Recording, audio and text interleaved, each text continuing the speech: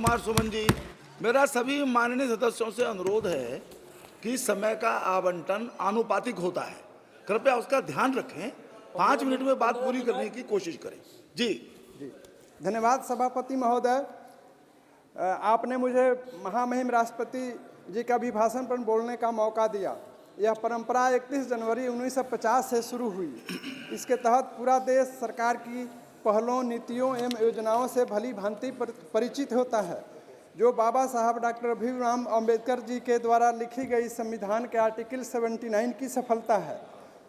महोदय, सबसे पहले मैं आज अपने माननीय प्रधानमंत्री श्री नरेंद्र मोदी जी का बिहार एवं अपने बिहार की पूरी जनता की तरफ से उनका आभार व्यक्त करता हूं कि हमारे जननायक कर्पूरी ठाकुर जी को भारत रत्न की उपाधि से सम्मानित किया।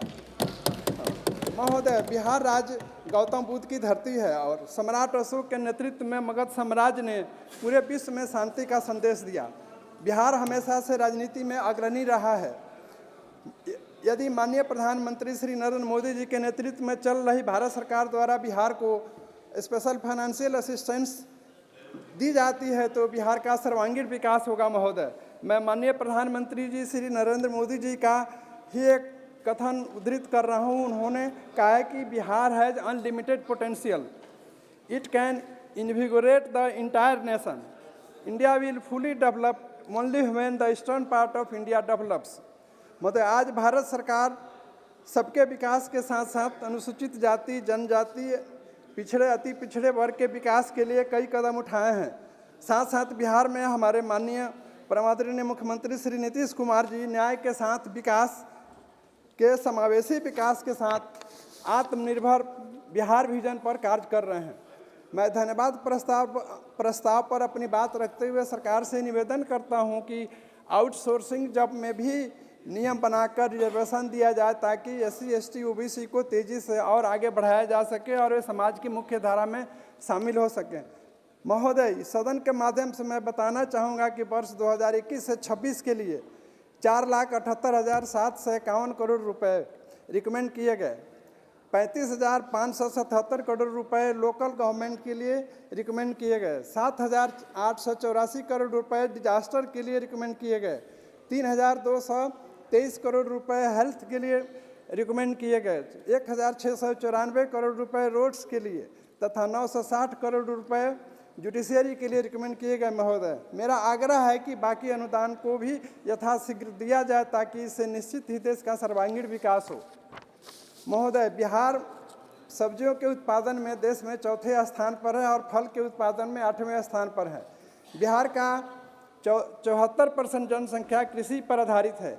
बिहार में न्याय के साथ विकास के लिए हमारे माननीय मुख्यमंत्री श्री नीतीश कुमार जी 7 निश्चय 1 के बाद 7 निश्चय 2 का प्रथम चरण सफलतापूर्वक चला रहे हैं और हमारे माननीय मुख्यमंत्री जी श्री नीतीश कुमार जी ने दूसरे चरण की शुरुआत भी काफ़ी जोश के साथ शुरू की है ताकि आर्थिक दृष्टि से हमारे बिहार की प्रगति हो।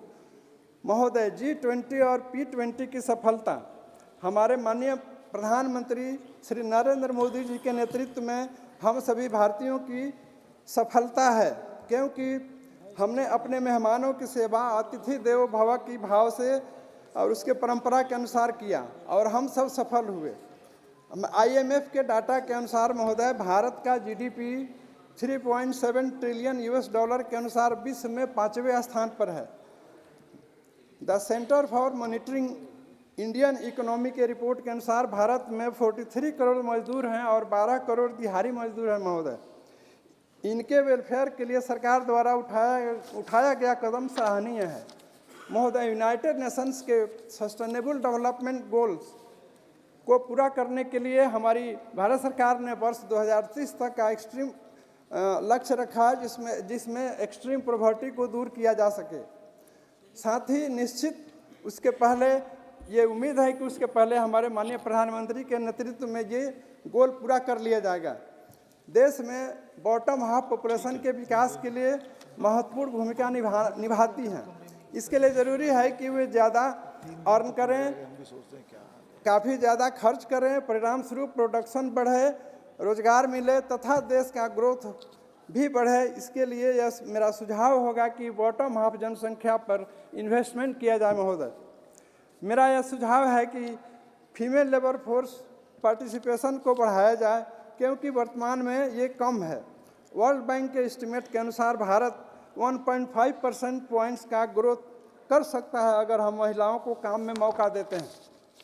महोदय, वर्ष 2023 में प्रकाशित स्टेट बैंक ऑफ इंडिया के रिसर्च के अनुसार इंडियन इकोनॉमी विश्व में तीसरे स्थान प्राप्त कर सकता है यदि हमारी अर्थव्यवस्था डॉलर में वर्ष 2027 तक 8.7% की वृद्धि दर बनाकर रखे, जो कि सरकार इस दिशा में बहुत ही सुंदर प्रयास कर रही है। महोदय, मैं इन्हीं शब्दों के साथ मैं महामहिम राष्ट्रपति जी के धन्यवाद पर अपना समर्थन देते हुए अपनी बात को समाप्त करता हूं। धन्यवाद।